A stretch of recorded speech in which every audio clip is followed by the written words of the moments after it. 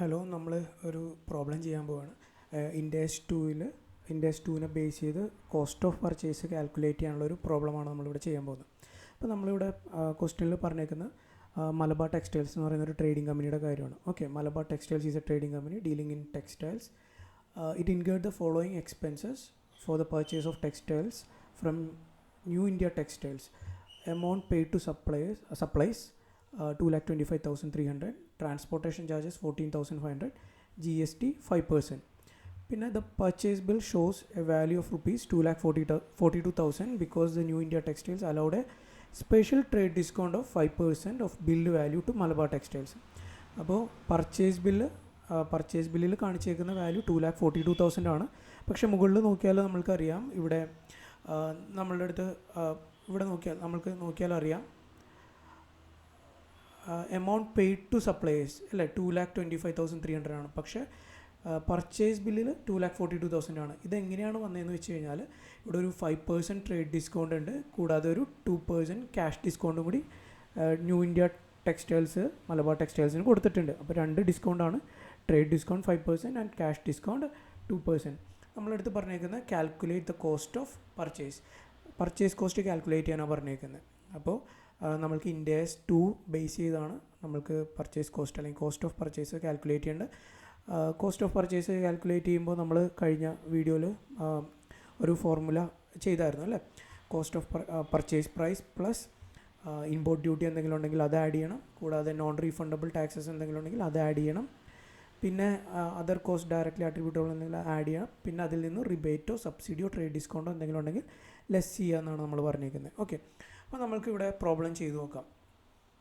Okay, index 2 base ചെയ്ത് നമ്മൾ cost of purchase ആണ് കാൽക്കുലേറ്റ് ചെയ്യാൻ പോകുന്നത്. അപ്പോൾ കോസ്റ്റ് ഓഫ് പർച്ചേസിൻ്റെ ഫോർമുല നമ്മൾ കഴിഞ്ഞ വീഡിയോയിൽ ചെയ്തിട്ടുണ്ടായിരുന്നു. അപ്പോൾ നമുക്ക് ആ ഫോർമുല യൂസ് ചെയ്ത് നമുക്ക് ചെയ്യാം.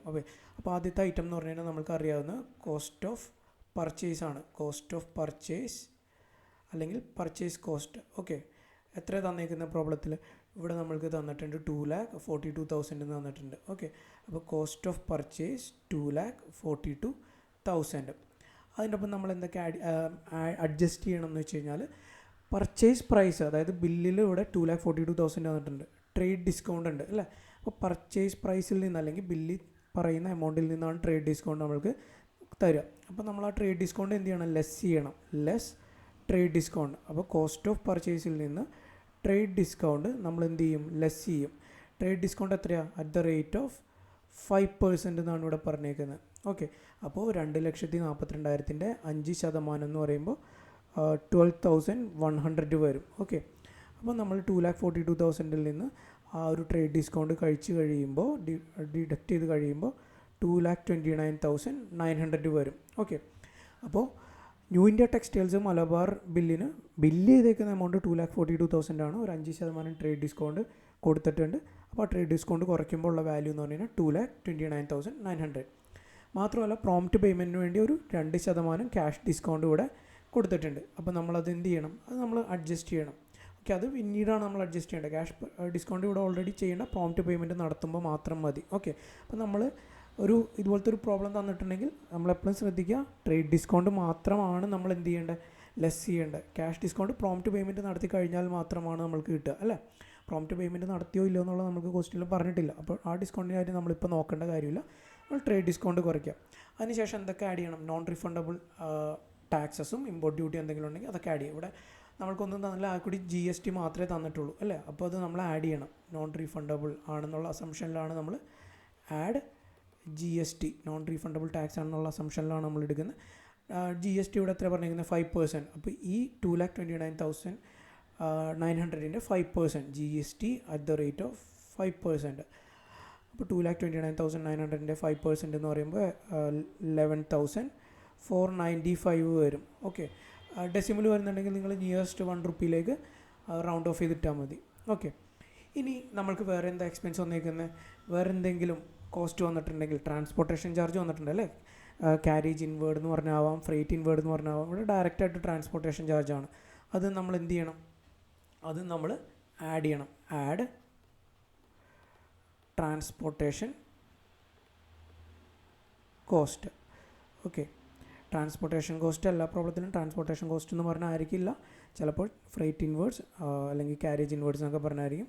ഇവിടെ നമ്മൾക്ക് തന്നേക്കുന്ന 14,500 ആണ്. ഓക്കെ, ആഡ് ചെയ്യാം. ഇത്രയും കാര്യങ്ങളാണ് നമ്മൾ ആഡ് ചെയ്യേണ്ടത്. അപ്പോൾ പർച്ചേസ് പ്രൈസ് 2,42,000, അതിൽ നിന്ന് ട്രേഡ് ഡിസ്കൗണ്ട് കുറച്ചു 5%, 12,100.